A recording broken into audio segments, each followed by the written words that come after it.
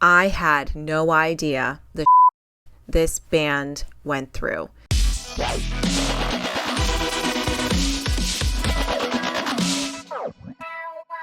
Hey everyone, it's Ashley and welcome back to my channel. You know, I'm a big Sum 41 fan, but I'm not the biggest fan, okay? So I loved their music at the beginning of their careers. I never really knew much about them personally. I've never seen them live, but I always used to listen to Sum 41 because I just thought they were a sick ass band. I'm just on Spotify looking at all of their albums, which is crazy. I loved Half Hour of Power. I loved All Killer No Filler. I loved Does This Look Infected? I loved Chuck. Underclass Hero, I listened to a little bit of that, and then I kind of dropped off, which is really sad. I never listened to Screaming Bloody Murder. I don't know a single song on that album. I never listened to 13 Voices. I never listened to Order and Decline, although there might be a song or two that I know from all of these albums, and I never got to listen to Heaven and Hell, Heaven X Hell. I don't know what it's called. I just haven't listened to these albums yet, and it's really disappointing because I do love this band. Now, like I said, I never really got into this band personally. I don't know their story, and so I decided to pick this up, and I read it in 2 days. Not because I couldn't read it in one day, because I am a speed reader. I read half of it, and it was really late at night. I had to go to bed. The next night, I finished it, and wow. I had no idea the shit this band went through. I had no idea that Greg Norrie was even, I think that's how you pronounce his name, was even their manager. I didn't know shit about this band. The only thing I really knew was that they were Canadian, because I'm Canadian, so I love my Canadian content. I knew where they were from. I knew how they met. I didn't know much about shit. I knew Derek and Avril got married because I was a huge Avril Lavigne fan. I knew they got divorced. I didn't know he was in a hospital bed. I didn't even know he had kids. I didn't even know he was married again.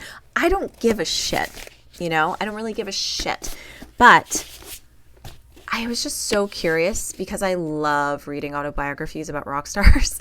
And this book I wish I was reading this book and reacted to it. You know what I mean? Because my facial expressions, my husband would walk in the room and he's like, what? And then I would tell him something about the book. No spoilers, of course. And he'd be like, what the fuck? And I'd be like, yeah, the fuck. So Derek, you had a crazy life. A crazy life. Honestly, I believe every word he said. I really do. I don't see the point in saying that you're ending this band forever after this album and after this tour to write a whole book about your life, knowing that your kids are going to read it one day and lie about your experiences. It doesn't make sense to me. So I actually do believe every single word from this book. And you can agree or disagree with me, but that's how I feel. If you do get a chance, please read this. It's absolutely amazing and worth every single penny. I'm going to put you right there for now. Let me make sure my coffee cup doesn't fall. So good. So I really do want to listen to more Sum 41, and I would love to go through their discography. It's just so time consuming. So I don't know really how to go about it because I feel like I missed out on so much that I think I'm just going to do some random songs. What I think I might do in the end is figure out what their set list is for the coming tour. They're going to be in Toronto in January, and I will be attending my first Sum 41 concert, which will be my last Sum 41 concert, which is really sad. But I do really want to support them on this tour and see them live for the first time. So I'm really excited. So I might just check out the set list, go through the set list, and do song by song. But for today, I wanted to do something off their new album, and it's a song called Waiting on a Twist of Fate, and I've never heard it yet, so I'm really excited to listen to it. So let's check it out. And it's the official music video. The last video I watched of them was really funny, which is not surprising because all their videos are pretty funny, but let's see what this one's about.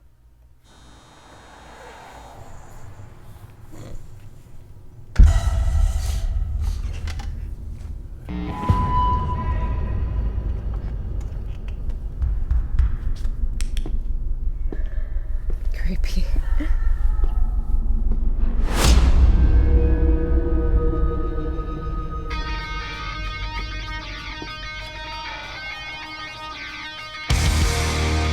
Oh, God.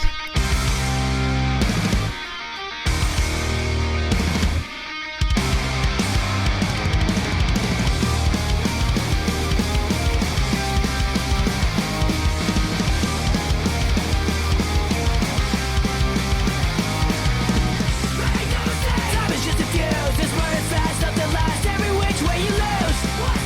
There's nothing left to say. You're living fast, fuck the past. Looking like a heart attack. And now I'm done with lies. It's everything that you gotta say. I've opened my mind, but it's more than I could ever take. As if I had more time, well, maybe I could find some faith. I can't spend my life just waiting on a twist of fate. Oh, wow. It's giving me like Blink 182 vibes. It's time, why don't you look at what you've done? Lies, 'cause I bet you think you've won.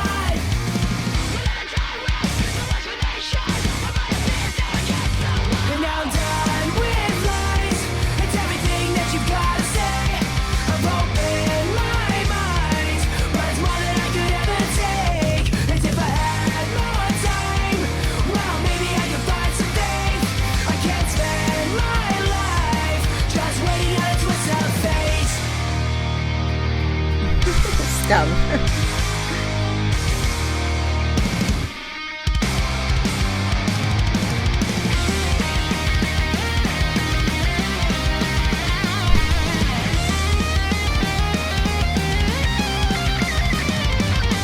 Done with lies and all that you gotta say. 'Cause in my mind, it's more than I could take. And now I'm done I like that part. It's everything that you gotta say. I've opened my mind, but it's more than I could ever take. As if I had more time, well, maybe I could find some faith. I can't spend my life just waiting on a twist of fate. So